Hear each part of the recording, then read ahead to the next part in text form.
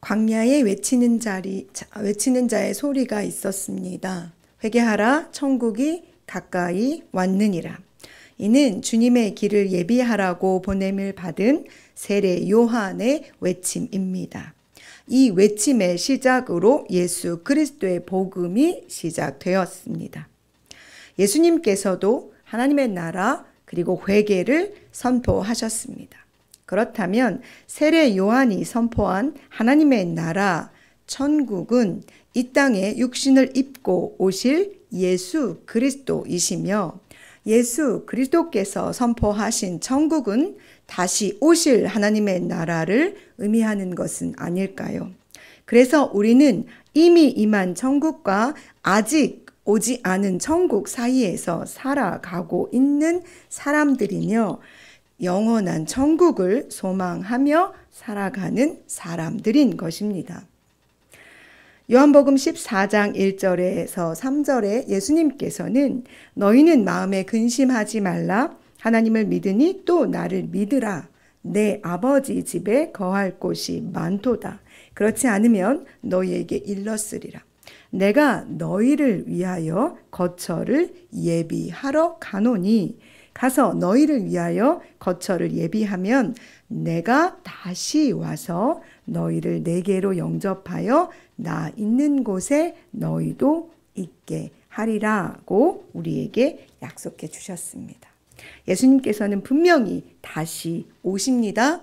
그리고 우리를 저 천국으로 영접하실 것이며, 그곳에서 우리는 주님과 함께 거할 것입니다.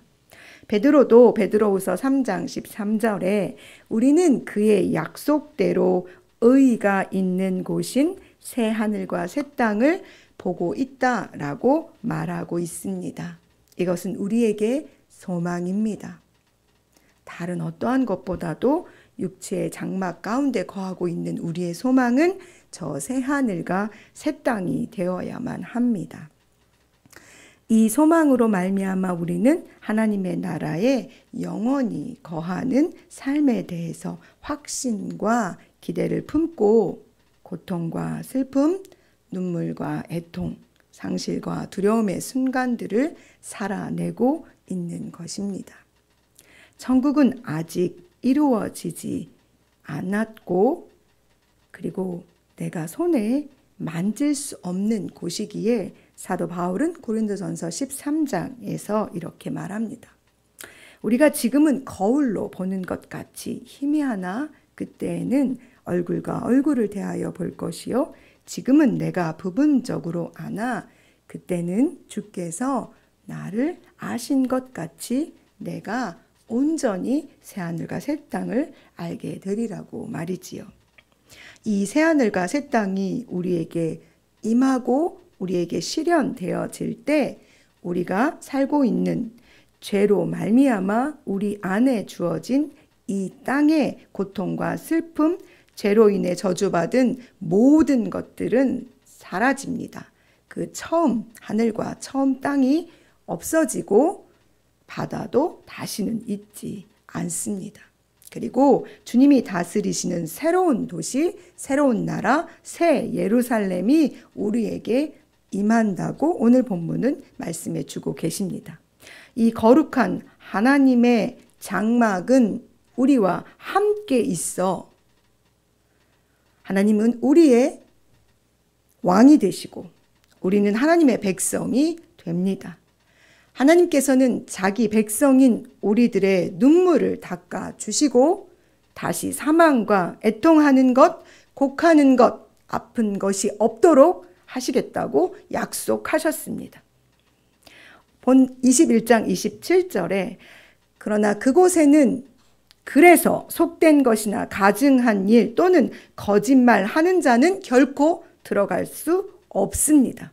오직 어린 양의 생명책에 기록된 자들만 들어갈 수 있는 곳, 그것이 바로 새 하늘과 새 땅, 새 예루살렘, 거룩한 성전이 되는 곳입니다. 만물을 새롭게 하시는 분, 알파와 오메가요, 처음과 마지막이 되시는 우리 주 예수 그리스도께서 우리에게 이미 약속하신 영원히 목마르지 않는 생명의 샘물을 십자가에 달려 죽으심으로 흘리신 그 피로 주신 것. 그래서 그 복음을 듣고 믿는 자들에게 주신 영원한 은혜의 생명, 그것을 소유한 자들만 들어갈 수 있는 곳, 그것이 바로 천국 하나님의 나라입니다. 그것은 하나님의 영광이 있는 곳이기에 그 성은 빛이 나고 지극히 귀한 보석들로 가득 차 있습니다. 제가 꿈을 꾼 적이 있습니다. 버스를 타고 그 밤에 잠이 들면서 되게 힘들었는데 제가 버스를 타고 가고 있었어요.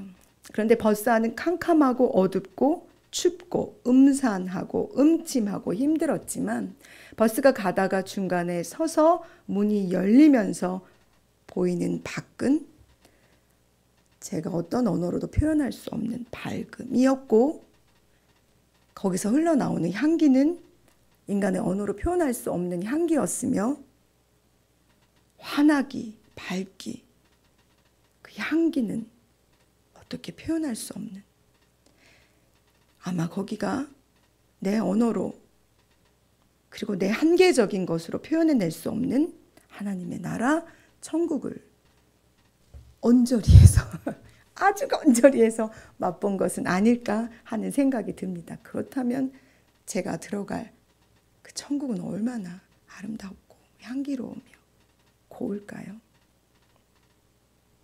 아마 요한계시록을 기록한 요한도 그 천국을 다 표현할 수 없어서 자기가 알고 있는 이 보석들로 나열해 놓은 것은 아닐까 싶습니다.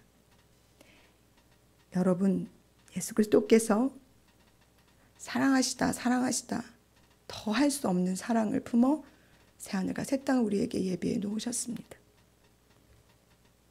그것은 거룩하고 영화로우신 하나님께서 거하시는 곳이며 전능하신 이와 어린 양이 그 성전이 되셨기에 해나 달의 비침이 쓸데없이 빛나고 아름다운 곳입니다. 밤이 없는 곳, 만국이 그 빛 가운데로 다니는 곳, 사람들이 만국의 영광과 존귀를 가지고 들어가는 곳, 그곳은 활짝 열린 문만 있는 곳입니다. 오직 어린 양의 생명책에 기록된 자들, 바로 우리 영원한 구원의 상속자들로 살아가고 있는 바로 우리, 예수 그리스도를 나의 구주로 고백하고 있는 바로 우리가 들어가는 곳, 그곳이 바로 천국입니다. 사랑하는 여러분, 아름답고 영화로운 천국의 문이 열려 있습니다.